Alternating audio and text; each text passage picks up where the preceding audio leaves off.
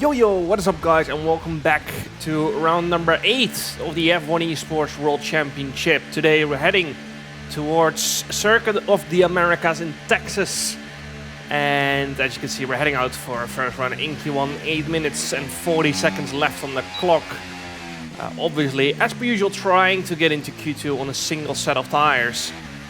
That is the aim, so we can save a set for Q3 and have a shot, or at least a better shot, at pole position. As you can see, they're 10 points behind Ismail Fassi in the Drivers' World Championship. However, in the Constructors, we're looking at a bit bigger of a disadvantage. We're 51 points behind Mercedes and only 18 points ahead of Ferrari. So we got some work to do heading into the last 5 races of the championship. This is the last race of event number 2.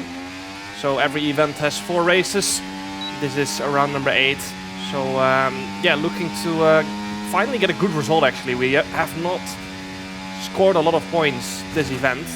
Every race we have finished in the points, but it's just been average results. It's been P6, P7, I think P9 was Silverstone. So it's just not enough to win a championship, both in the drivers and the constructors. Obviously, Freddy won Silverstone, so he scored big time there, carrying us for this event. But yeah, we need to score a lot more points because otherwise it's going to be season over with 4 races to go. So yeah, let's see what we can do in this first run in Q1 here. We start a lap. Obviously, put the overtake button on before we start the lap to carry a little bit of extra speed into turn number 1. And then we're going to keep it in 7th gear. And you can see the steering input there. 2 steering inputs as I slow down the car a little bit too much. I might be wondering why on earth are they doing that, and it's just to slow the car down. I'm not sure if anyone has noticed if they ever spin on the F1 game, how fast the car stops relative to real life. But it's almost instant, whereas in real life, because you're sliding and obviously when you spin there's no grip because the tires go way over their limit, you barely slow down. And on the F1 game, if you go over the limit of the tire, you just slow down so fast. So what we do, we basically turn way too much. You do lose a little bit of front grip, but the car slows down so much more than you can achieve by braking. And then obviously if you brake a tiny bit too much, you risk of locking up as well, and then you go straight on. So yeah, that's why everyone is doing that steering input. It doesn't work on every track and every corner, so that's always a tricky one. That's why sometimes you see drivers use it and sometimes they don't. And yeah, turn 1, quite obviously it works well, and that's why we're doing it. So into the final corner we're gonna go. This has not been a good lap. This has been probably one of the worst laps I've driven, I felt like, on the F1 game in the actual session. It's a 30.1. I put this in P11. Somehow not in the bottom 5, which I was really surprised by. But yeah, with 3 tenths up at the moment, and all we need to do now is just take it easy for the rest of the lap, not invalidate, not take too much risk, because we're gonna make it through if we just improve by 1/10. So into the final 2 corners we're gonna go. You can see how far we are away from track limits. I opened the steering quite a lot in the end just to carry a bit more speed, but yeah, I could have left like a car's width in that second last corner, and we go P3. Absolutely taking no risk there in the end. Could have been P1 very, very easily.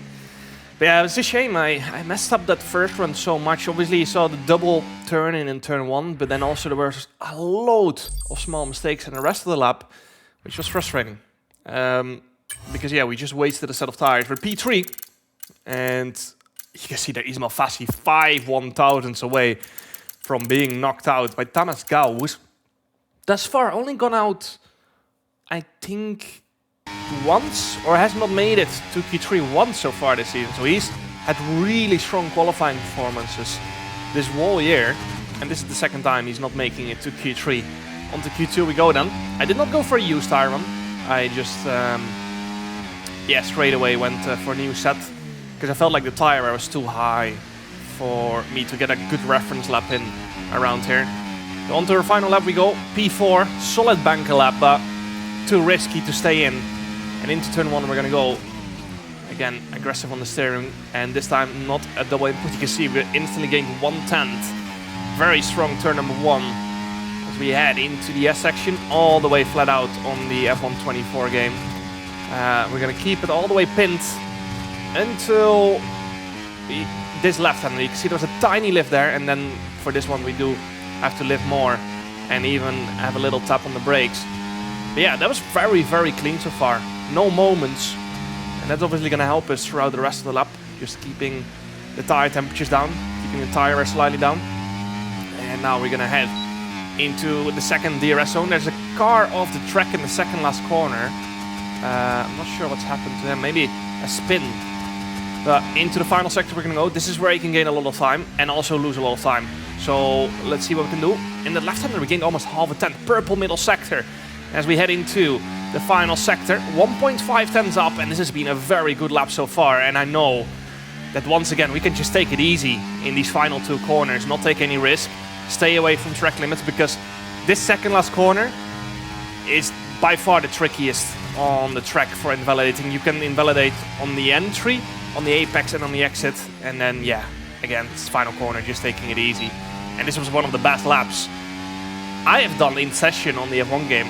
I think we could have gained another 10th in the final 2 corners, but there was no need because we were so far up on our time, and I knew we were going to get P1. So yeah, just took it safe in especially the second last corner, not taking any risk. But for Q3, you know, we are most likely going to have to take the risk, especially in the final run. You can see we're P1 by 1.3 tenths, which is huge considering P2 to P10 is 800ths.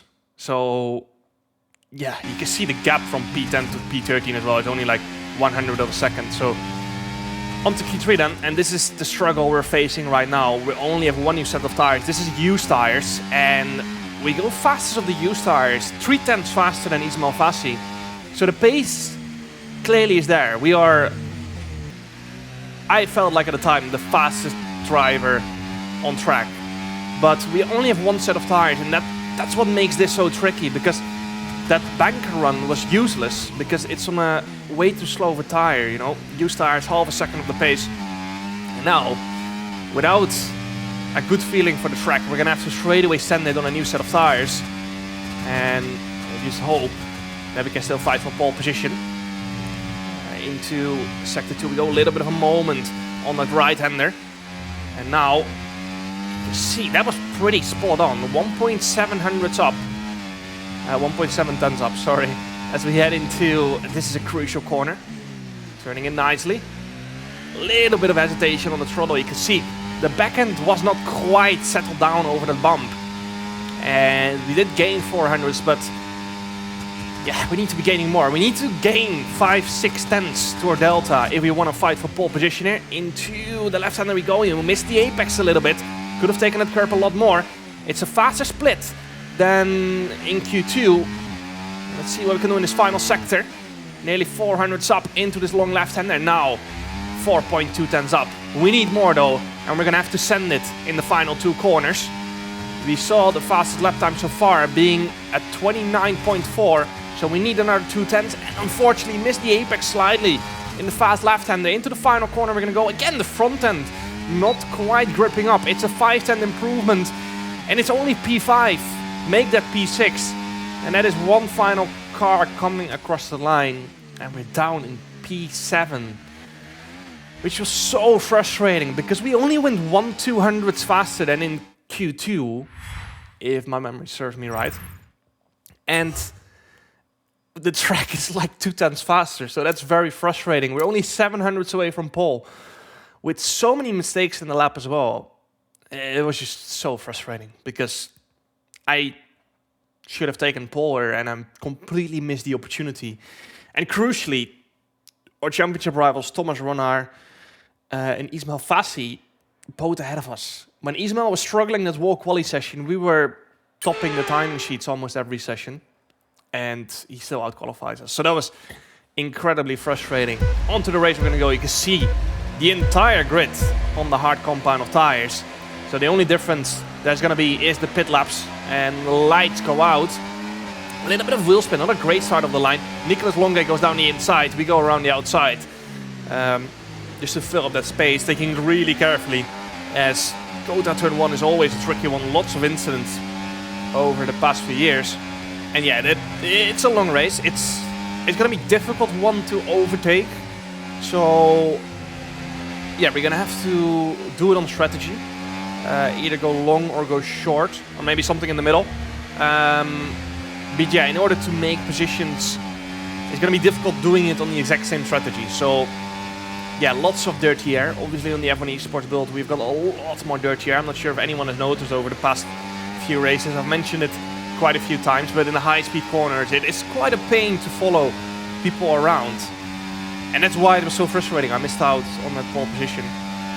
Alvaro Carreton up to P8 behind us. And Danny Bresnay having lost a position. That's very lovely for our constructors fight, of course, but as I said before, it's a long race. Not sure where the other Merc car has qualified. I didn't really focus on that. Luckily for us, Freddy in P4. In case we do mess up this race, and he's still scoring decent points for the team. And that's the nice thing about having Freddy as your teammate, you know. If you mess up, he will be there to pick up big points. So yeah, across the line we go. P7 started, and at the end of lap 1 it's still P7, so not much has happened. As we move on to lap 11, still in the exact same spot, and that's what I said at the start of this race. It's a very tough one to overtake cars on the same strategy. And yeah, apart from the top 3 maybe, nothing has changed so far. Nicolas Longue boxing at the end of lap 11, and our teammate Freddy Rasmussen boxing at the end of lap 12 together with Barry Bormand. So that's going to be an interesting one. Both Ferraris obviously going to try and work together there to try and keep Freddy behind. We're going to continue for an extra lap. Was thinking about boxing at the end of lap 13, but we're going to box at the end of lap 14 here. And yeah, no one ahead coming into the pit, so we're going to go for the undercut here on Ismail Fassi, Thomas Runner and Otis Lawrence, all going the extra lap. I felt like this one was the best. A big undercut, so we're not going to come out anywhere near Freddy Rasmussen, Nicolas Longue, and Barry Bormand. Away we go, no problems, very smooth. Red Bull will no doubt be very happy with that stop. Cheers, Crofty. Very happy about the stop, for sure. But yeah, as you can see there, Alfie Butcher 4.2 seconds behind our teammate Freddy Rasmussen. That's where we come out. That's what 2 laps of boxing later makes. 5.2 seconds we are behind Freddy Rasmussen. So yeah, 2 seconds per lap is the undercut, more or less. But obviously, the bigger the undercut, the bigger the tire advantage we're going to have towards the end, which we are going to need if we want to overtake in this race. So yeah, Alfie Butcher ahead of us. I just took a chill, you know, didn't want to go for a move straight away. Alfie was quite far ahead, so I was like, you know, he can push for 1 or 2 laps ahead of us, and then we swap around, and then I start pushing, and that way we catch up faster to the top 3. So yeah, now we are going to push for 1 or 2 laps, and then if we need to swap again, we just swap again. But yeah, me and Alfie are just going to try and work together here. That's the best thing to do for both of our races, even though we're obviously not teammates. Sometimes if you're on a similar strategy, you just need to work together, and then you can fight later on in the race, you know. So purple first sector for us, green middle. Obviously big tire advantage to the cars ahead, even though it's only 2 laps. And yeah, 3 seconds is the gap now to Nicolas Longue. That was Freddy Rasmussen in a net P3 before. So we've gained 2.2 seconds in the past 2 laps, which is not too bad. Fastest lap of the race for us as well as we move on to the start of lap 19. Ismail Fassi improves on our fastest lap time, which is frustrating because that could be an extra point gone from the championship for us. And you can see now Thomas Runner behind us. He is obviously boxed later, and we're pushing to get into the DRS here. That's crucial, so we can keep Thomas behind. But yeah, we're just not going to be quite close enough heading into the final sector. 1.1 seconds. We needed 2 tenths more, and we just didn't get it, unfortunately. And that means Thomas is going to overtake us here because we've got no battery left. I pushed as hard as I could, used all my battery to get in the DRS on this lap, but we just didn't make it. And now we're going to have to recharge the battery again and almost let Thomas ahead, because there's no point in fighting this. I don't think we even could have if we wanted. Alfie Butcher still behind us. Otis Lawrence, I think, having boxed the same lap as Thomas, moving up to P6 behind us. So yeah, they only have a 1 lap tire advantage, whereas I have a 2 lap tire advantage over the top 3. But we need to keep this position, of course. Actually, I have a 3 lap tire advantage to Nicolas Longuet in a net P3. So I'm expecting here Thomas to relatively easily get past Nicolas Longuet. And you can see I'm still recharging my battery a little bit here. Otis is getting quite close though, and we need to stay ahead of him. Crucially for the championship, you can see there's quite a big train break from P8, P9 downwards. That American P10, I think so. As Thomas moves up to P3, I have to brake quite deep there to stay ahead of Otis. And now we need to start making a move on Nicolas Longuet. Otis goes for a very big dive bomb into the left-hander. Obviously a great corner to do it, but yeah, we're just going to get more momentum around the outside and keep the position. So that was not too interesting. We just managed to keep that position, not too difficult. And now we're just going to continue recharging the battery. Unless Otis attacks us again, then this is going to slow down the whole process again. But yeah, that's just what we have to deal with. And now I was thinking about a move into turn 1, but it's a tricky one because you cannot overshoot. You cannot go for a huge dive bomb. Because there's obviously a car ahead of Nicolas as well, as Otis once again has a little look down the inside. Lap 22 now. And you can see how much more grip we have compared to Nicolas Longuet. But the issue is, every few hundreds you get closer, you start struggling more with dirty air. Luckily we got lots of front end in the car, but then yeah, it's still difficult, of course, because you just lose overall downforce. And now we're going to have a little look down the inside of the next left-hander. Yeah, cut the corner, but stay on track limits, of course, because of the angle of that corner is shaped. And now we're going to get slipstream from a teammate Freddie Rasmussen into the next left-hander. This is crucial for our race. And now we're going to go down the inside. Nicolas Longuet, I think, turned off his battery as well. And Freddie, crucially helping us here, getting ahead of Nicolas Longuet. That was crucial. Freddie slowing down around the outside there, so we could get past on the inside. Yeah, very, very lovely, because I'm not sure otherwise we would have been able to make the move stick. It would have gone side by side throughout the whole last sector probably. And now we've made that move stick. We gotta start recharging the battery. And again, Freddie helping us out massively here in the championship. Obviously Otis is behind Nicolas Longuet. I'm not sure if Otis will get past later on in this race. He will actually, as I say that. Otis gets past into turn 1. I think Nicolas struggling a little bit on tires and on battery. Had to use quite a lot in order to defend from us probably, and now he's going to struggle quite a lot in the rest of this race, I think so. Boxing that early. Lap 23. You can see we are closing in on Barry Bormond. But the issue here is that Thomas is leading on a fresh set of tires.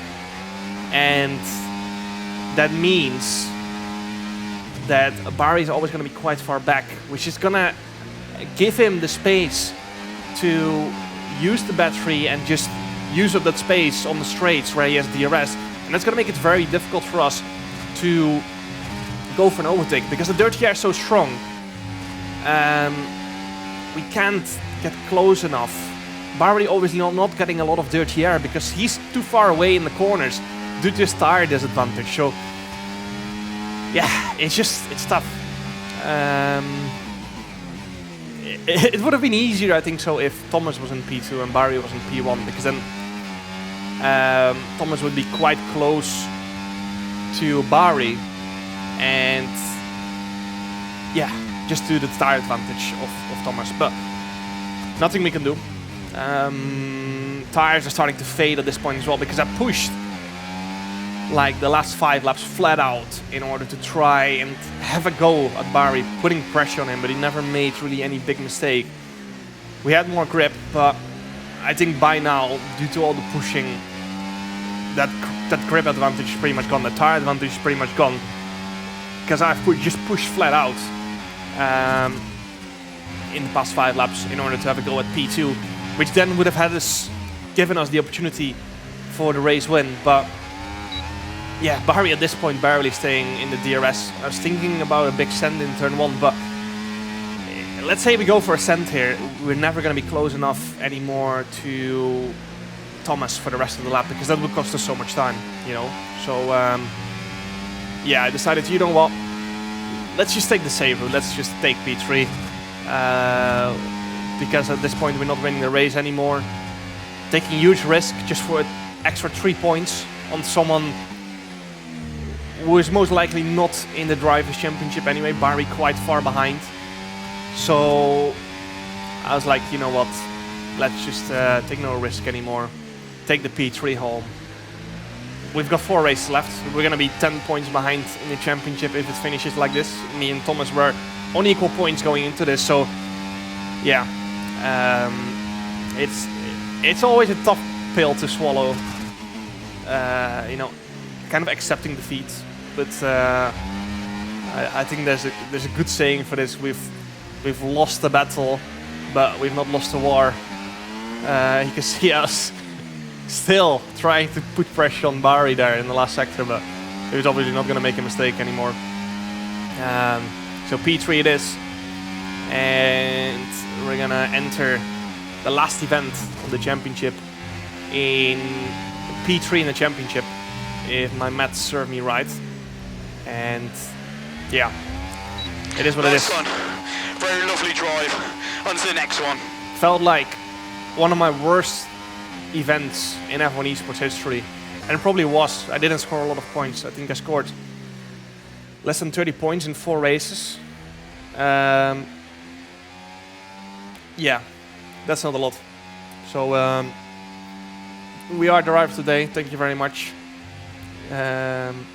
But that's not going to give us a lot of points. P3 it is, this race, and in the championship. Now we head towards one of my favorite tracks next time out, Mexico. I've won there 3 times before. Last year I did not win because I disconnected from the race on LAN, which was not so lovely. But yeah, Ismail Fassi in P6, so we gained 7 points to him in the championship, which means we're still going to be 3 points behind. Make that 4 points, I think so, because he got the fastest lap in the top 10 that race. So 4 points behind Ismail Fassi, 10 points behind Thomas Runner. Obviously would have loved to be closer, but it's not the end of the world. We're still in this title fight. And importantly, we gained quite big points to Mercedes today, because me and Freddy were P3, P4, scoring 27 points. And I think Merck barely scored any points, if they did score at all. So suddenly, we are kind of back in this, due to one kind of average to bad race from Merck. So really happy with that one. Not sure if we gained to Ferrari. I'm not sure where Nicolas ended up in the end on those old tires. But yeah, let's see what's going to happen in the final 4 races. Hope you guys enjoyed. Make sure to like, subscribe, and see you guys next time. Ciao.